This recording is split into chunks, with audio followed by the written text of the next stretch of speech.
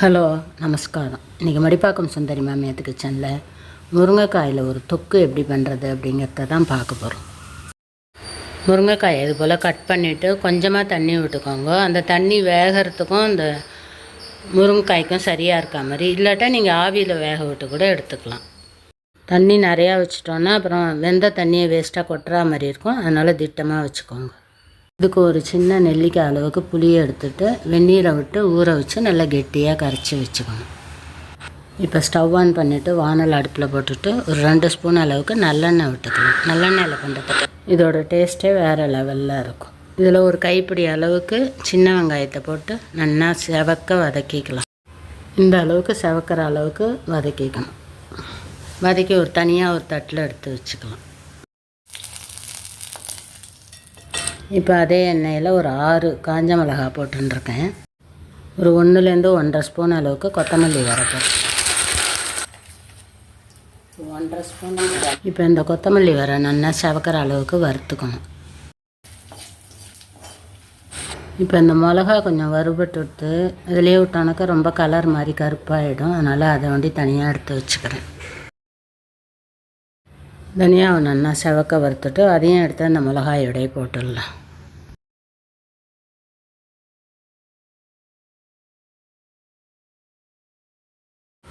இப்போ அதே வானல்லையே ஒரு 1/4 ஸ்பூன் அளவுக்கு கடுகு, ஒரு 10 வெந்தயம் வாசனைக்கு, 1 ஸ்பூன் அளவுக்கு எள்ளு போட்டுருக்கேன். கருப்பு எள்ளோ வெள்ளை எள்ளோ எது வேணால் போட்டுக்கலாம்.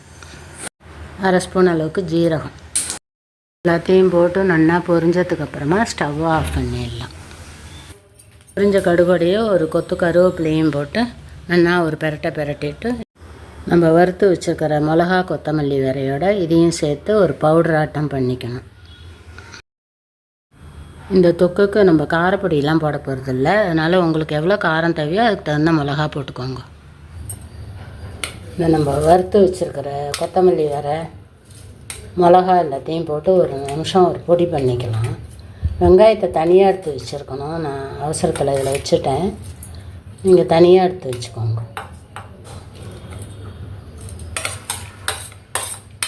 வெங்காயத்தை மாத்திரம் தனியாக அப்புறமா போட்டு ஒரு சுற்றிக்கலாம்.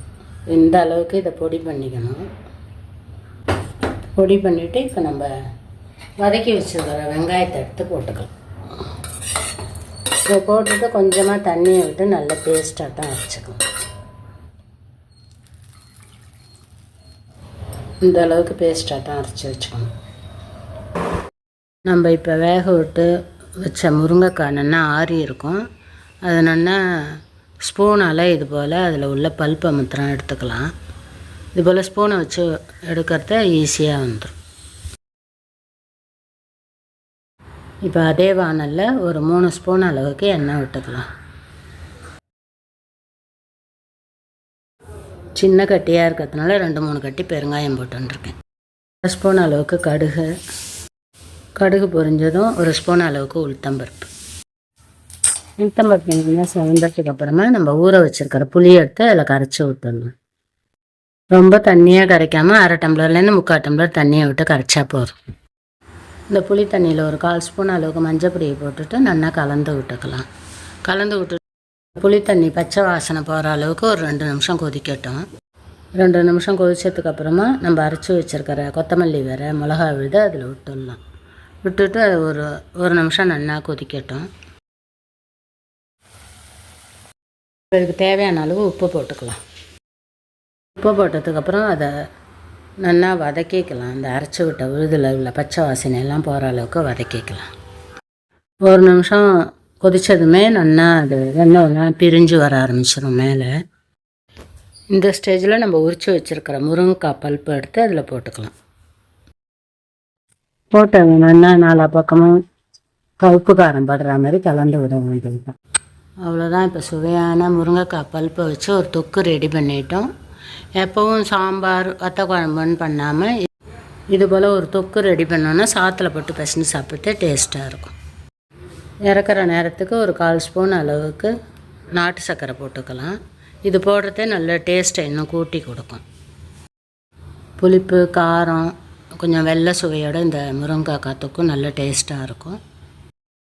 இட்லி தோசைக்கும் தொட்டுக்கலாம், சாதத்துலேயும் பிசைஞ்சு சாப்பிட்லாம். நீங்களும் இது போல் செஞ்சு பார்த்துட்டு எப்படி இருந்ததுன்னு கமெண்ட்டில் சொல்லுங்கள்.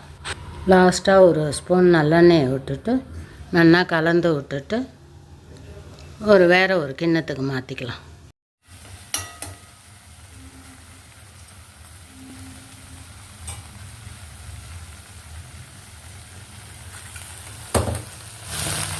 எண்ணெய் நல்லா சுற்றி எண்ணெய் பிரிஞ்சு வந்துட்டு இந்த ஸ்டேஜில் ஸ்டவ் ஆஃப் பண்ணணும். வித்தியாசமான சுவையில் முருங்கைக்காய் தொக்கு சூப்பராக இருக்கும். இந்த வீடியோ பிடிச்சிருந்தா லைக் பண்ணுங்க, ஷேர் பண்ணுங்கள், சப்ஸ்கிரைப் பண்ணுங்க. தேங்க்யூ ஃபார் வாட்சிங். நெக்ஸ்ட் வீடியோவில் பார்க்கலாம்.